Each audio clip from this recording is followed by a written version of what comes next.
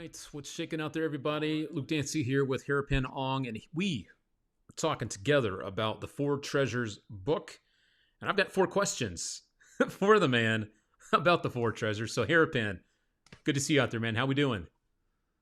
Hey, Luke, how's it going? Thank you so much. Four Yeah, questions for four treasures. Four questions for four treasures. That's a tongue twister right there. Four questions, four yeah, treasures.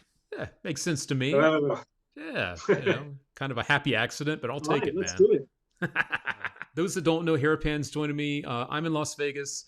He is in Singapore, and it looks like we're in the same room, but we're not. I wish we were, but hopefully one day soon. So, yeah. I, The I four, hope to be able to visit the US someday as well. Yeah. yeah, man, it can't happen soon enough. I'll tell you that. But your book, it's here.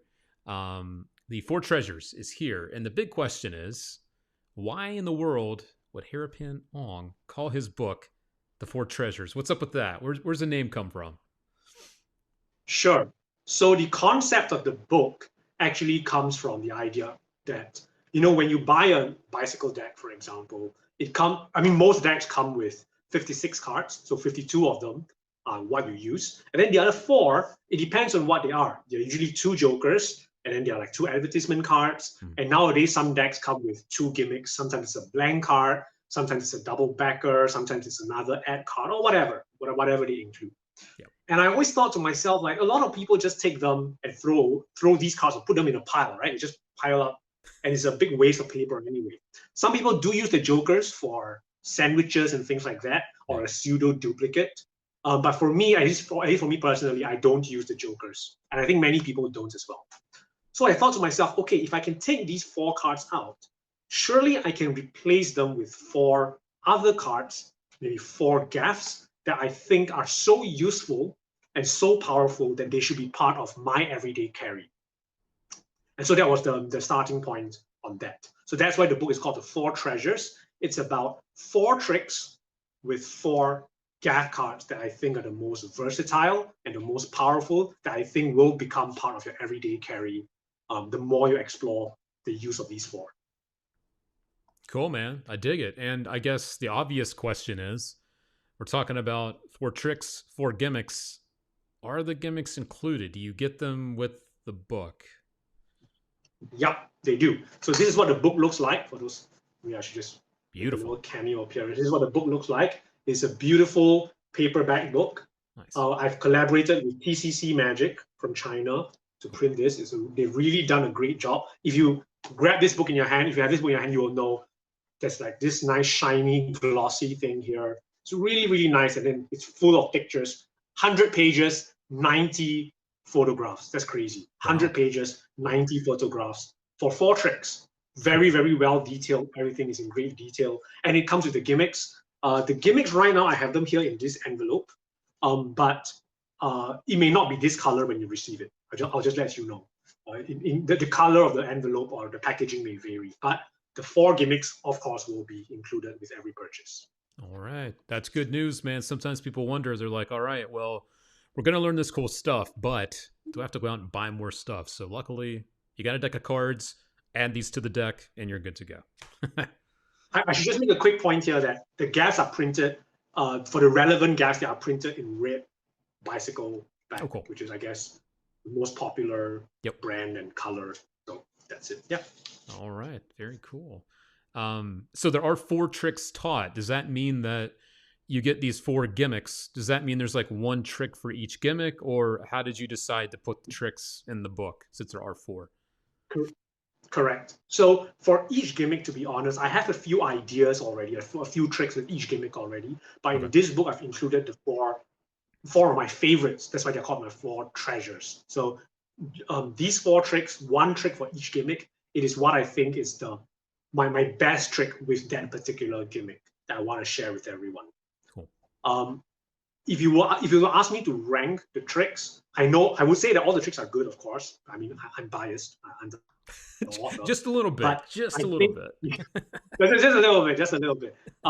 There is a trick in the book. It's the last trick in the book. It's called punchback.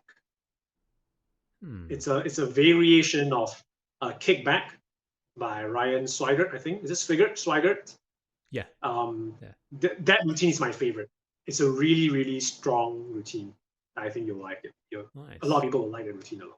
It's actually funny you mentioned Ryan's name. I was just chatting with him the other night. So for you to be talking about Oh, kickback yeah, is like really, really funny to me right now. So yeah, that's cool. Kickback is a great plot. It's a great plot. I just retooled it a little bit, and it looks very different, but it gets the same kickback sort of punch at the end, right? Nice. Kickback has that strong, crazy finale. The front bit looks completely different, but you still have that kick. In this Nice. case, a punch. I know what book I'm getting next. This one. Is that cryptic enough? Is that cryptic enough? Is my description cryptic enough? No one knows what I'm talking about. You got me hooked, man. You got me hooked. I'm ready. I'm ready for this. I mean, I love your style of magic. I think you know that already. Thank you Principia so kind of much. set the tone for being introduced to the community for having these creative ideas with small packets of cards, but doing crazy stuff with them. Are the Yeah. tricks included specific to packet tricks, or are these things that you use with the cards in the deck for like, you Uh, know, other mm. routines? No, I would say that there's only one packet trick. Okay. There's only one packet trick, and that packet trick is my second favorite trick in the book. Okay. All right. All Yeah. right. Dig it. Dig it. So it's great that these tricks are taught for each gimmick. So you get these things, and they're used not only for packet tricks, but also tricks you can use with the full deck. So that's cool. A little variety action going on there. That's good. Um, I guess one of the big questions is I know there's only 4 tricks here, but how tough are these to do? Are any of these harder than the others, or are they all kind of in an intermediate, kind of middle range when it comes to the skill level Sure. for these? I would say that out of the 4 tricks, the most difficult, which is also my favorite, is Mhm. punchback. I think that's the one that requires the most sleight of hand. Okay. I would say about 2 of them are actually really easy to do. It's almost it's like one slide, you know, one slide or almost no slides. Then the packet trick I was talking about is the intermediate one. You need to know your false counts and things like that. Okay. But also, it's not very difficult. I would say these 4 tricks are not too difficult, except for punchback, Okay. which is slightly more challenging. Yeah. Okay. So we know that the tricks, they're not too tough to do. That's good. And I'm not surprised. Your stuff is always super powerful, but it's not super, super hard. But you get the effect to the spectators that it looks like it's hard stuff. So that's a win-win. That's a good thing. For me as a worker, I'm not doing much of that right now here at Pan. With the pandemic, I'm not able to get out and perform. But the tricks that are taught here, can you do these in the hands? Do you need a table? Like, what kind of situations can you do the tricks that are in the book? Interestingly, if you were to, let's say, read Principia, for example, a lot of people are like, oh, in Principia, it seems like besides the packet tricks, a lot of the card tricks need a table. Mm-hmm. And that's because I often find myself practicing and creating at a table. Sure. So it's very natural for me to have a table, to put cards down and things like that. But surprisingly, for the 4 treasures, out of the 4, I think 3 of them can be done completely in the hands. Only punchback requires a table. Wow. Which again is surprising. You would think, wait, isn't punchback a in the hands trick? If you think about it, right? If you know punchback, it's a in the hands sandwich thing. Yeah, but, the original. Sorry, kickback. Yeah, kickback is in the hand. Sorry, Mm-hmm. punchback. My trick requires a table. Okay. So that's the only trick that requires a table. The other 3 can be done completely in the hands. Nice. Yeah. So if you're into that, it's good for you. Cool. All right. Well, we just crushed 4 questions in no time. So I'm going to ask you a little bonus question here for the guys out there. And this is a question Okay. I mentioned this to you before we did the chat, that I'm also a fan of doing card tricks when it comes to small packet things and using some gimmicks, getting them and combining them with sleight of hand. It just gives you really strong magic, as you know. When it comes to creating this stuff, though, do you have tips for guys that are looking to create their own magic, card magic in particular, because that's what we have here. I know that it's been hard for people like myself that when you start having a family and you have other responsibilities, you can't put all the time you used to in the magic. So people out there that are like me and they have limited time, but they want to get creative and they want to work on maybe magic that's their own. You're someone that pumps it out and you do it well. What kind of tips would you give people that would like to start creating their own stuff? Pumps it up. Pumps it up. I mean, you're not Like putting it out all the with a time, factory. but you're definitely a creative source. You're like the wheel in the water that just keeps churning and it just Mm. keeps going. And it's impressive, man. Your output in the magic community, it's impressive not because of how much, but because when you do put stuff out, it's good. Like it's a certain quality, you know, it's a certain level, and that's the Uh, truth. Thank you. You're very kind. You're It's really true. very kind. Um, I think it's because I think when you look at the pantheon of creators out there, you sort of see two types of people. There are people who are sort of the finessers. There are people who are finessers. There are people who are trying to, they'll take like two routines and then finesse them and perfect them into Sure. absolute perfection. It's quality. I don't think I'm in that group. It's not that I don't care about making my routines good. I'm not, but I'm one of those I can, you know, I've got some attention disorder where I'm just jumping from idea to idea, and I think that actually helps me create um, that level of quantity of Okay. magic that seems more impressive to people than others. I'm sure you see some magicians who have like one trick and it's the best thing ever because they finesse it over 10 years, Oh yeah. whereas I'm jumping from trick to trick. I guess my secret is that besides magic, I don't really have many other hobbies. I'm not really learning things, and right now I don't have a family yet, like you said, so I don't have too much distractions. And I find that I am the most creative when I'm not distracted by other things. Yeah. So during 2020, during the whole lockdown situation, I was super creative during that period when I was just stuck at home. Nice. But the moment work started, the moment I'm eventually when I'm married, when I have a family and all that stuff, I'm predicting that my creative level will go down. But I will just say one thing. I predicted that about myself when I went to university. So when I went to university, quite a number of years ago, I predicted that I would also stop creating magic because I wanted to devote myself to physics Mm. completely, and I was like studying every single day in the library and all that. But I was creating a lot of stuff during the university period as well, which eventually led to Principia. A lot of the Principia stuff is from my university days, you know. So I hope my prediction about myself will be wrong. If right now I'm predicting that when I have a family and all that, I will drop. But I really hope I'm wrong. That Yeah. my passion for it will continue to, outshine my distractions in life. And I think the key thing for everyone out there is that um, try to find the smallest bits of time in your life to always be thinking about magic and creating. For me, that is the case. I know that when I'm commuting to work, when I'm brushing my teeth, when I'm on the toilet, whenever I'm not doing anything important, I'm thinking about magic. It's true. When I'm on the toilet, I'm always thinking about magic. I'm thinking about like some memorized deck thing. I'm like, okay, what if I create my own stack? What would it look like? Or whatever. Whatever time I have, it adds up. And before you know it, if you spend 1 hour thinking, you have 300 over hours a year.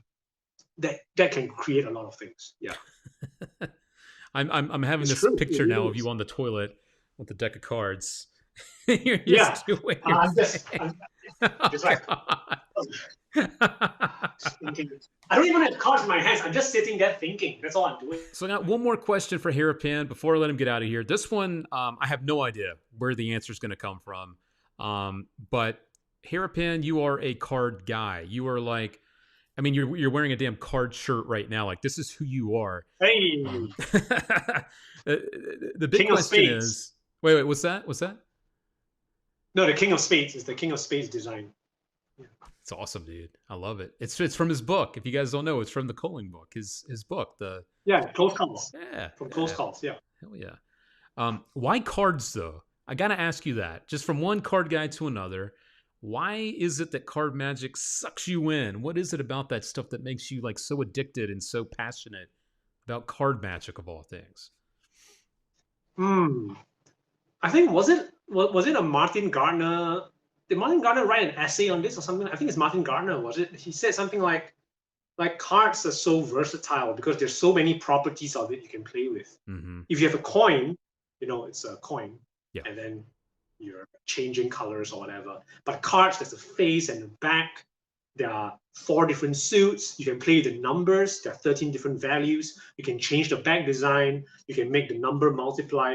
And honestly, one great thing about cards is that you don't realize it, that when you're holding a deck of cards, you're holding 52 items, right? Yep. You're holding 52 items. That's a lot. So if you pick a card and then you find it, or you pick a card and then I read your mind and tell you what card you're thinking, that's already impressive enough, because there are enough items to make it impressive. Whereas if you do like mentalism, you take a bag of M&Ms and they're like 6 colors or 5 colors or whatever. That's it. You're choosing 1 out of 5. Whereas instantly in your pocket you have 52 things. They are all unique on the face, but they are the same on the back. So there's so many different properties you can play with cards that, it's almost like any card trick, any plot you can think of can be stuffed into some card trick, whatever it is, like whatever stage trick you have, some stage illusion, you can take it and put it into a card trick. Some coin trick matrix, I'm sure you can put it as a card trick. I mean, Danny does his, tear it into 4 quarters, and he does a quarter matrix. He tears a card. Yeah, there's so many things you can do with cards. It can be destroyed. You can tear it up. You can't tear coins up. I mean, you can, I guess a $50 into 2 quarters or something. Yeah, that's true. Yeah. The kind of coin splitting and coin fusion effect. Yeah, but there's so many properties. That's what draws me into it. It's relatively cheap if you don't get expensive decks. Yeah, and you can do so many things with it. Yeah. Is it actually? That's something I've always wondered. On your side of the world, again, Harapan's in Singapore. Is it easy to get playing cards? Because I know in some countries, just to get a deck of cards is not the easiest or cheapest thing in the world either. So yeah. Like my friend Patrick Kun, shout out to Patrick Kun, who lives in Thailand. It's impossible to get cards in Thailand. It's so hard. I don't know if you know this. I didn't know that. Yeah, it's technically illegal. You can't have too many decks in one household. That's what he told me. There's like a law. Like in one household, you cannot have too many decks of cards. Wow. That's not even a joke. So, it's insane. So he often has to bring cards in for people to buy. But anyway, that's besides the point. I think in Singapore it's not too bad. Okay. If you go to like a 7-Eleven, you can get an Aladdin deck, which is only available in Singapore for some reason. Right? When it comes to not finding cards, but finding you, if people out there would like to find Harapan, obviously they know how to find your book now. They can get it from magic shops out there from all over the world and all that good stuff. But if they want to find you on Instagram or Facebook, or if you have a website or whatever it is, where can people find more about you, the man? Sure. So my main page is, of course, my Instagram. So my Instagram is @Harapan Ong, one word, @Harapan Ong. That's my name, Harapan Ong. I also set up a new website recently.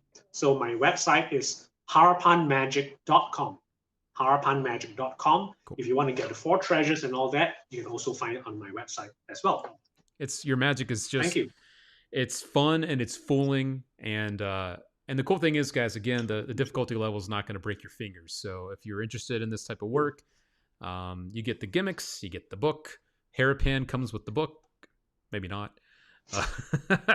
And for $30, if you pay for my COVID swab test and my plane ticket, I'll fly over. You might have to quarantine for 14 days with Harapan Ong as part of the deal, but anything goes.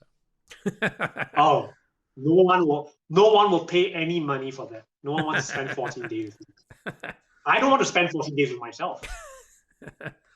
Well, I hope you do stay safe over there, all things considered in the world right now. I know things are a bit funky. But the fun thing is, if you guys are stuck at home, there's a brand new book now full of some really fun magic that you can spend your downtime working on and studying and practicing. And it's from one of the coolest guys around, Mr. Harapan Ong. Look at that beautiful. All right. Yeah, if you guys loved Principia, and I know a lot of you out there did, this is like the next thing from the man from Singapore. All brand new stuff.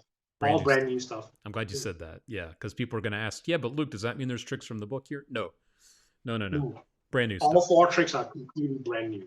Brand new stuff. All right, cool. Well, thank you, my friend, for joining me for a few minutes from Singapore. I know you just got in from a busy day, and it is going on 12:30 at night over here, but you made me want to work on card magic now, damn it. So I don't know if I'm going to be able to go to bed.